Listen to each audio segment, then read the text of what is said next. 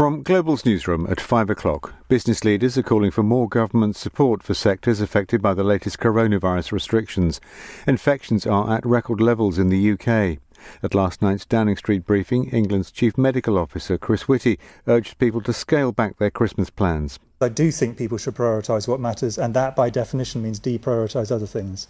And I think people are doing that, and I think I would recommend that, and I think most people would recommend that. I don't think you need a medical degree to realise that is a sensible thing to do with an incredibly infectious virus, about which there are quite a lot of key things we don't know. Greg Mulholland of the Campaign for Pubs told LBC they need the Chancellor to step in. You have seen hundreds, thousands of Christmas parties cancelled. Yep.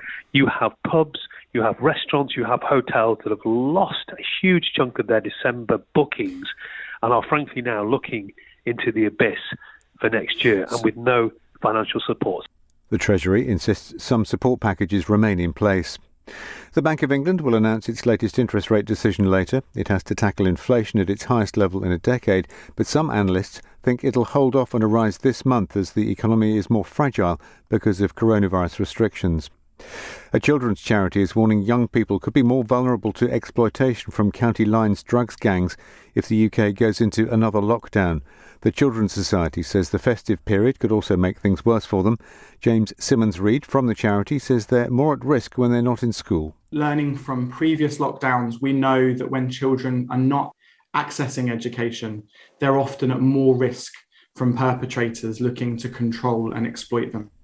A report says migrants are still being held in very poor conditions after arriving on the Kent coast, despite Home Office assurances of significant improvements. Inspectors found increasingly cold conditions, particularly on double-decker buses, sometimes used for sleeping. A survey suggests more than 4 in 10 online shoppers have had problems with deliveries last Christmas, including parcels thrown over fences, left out in the rain, or the contents damaged. Consumer Group Which says one courier even pushed a parcel through a gap in a kitchen window, which then landed in a bowl of water. In the city, the FTSE 100 will reopen at 71.70 after closing down 47 points yesterday.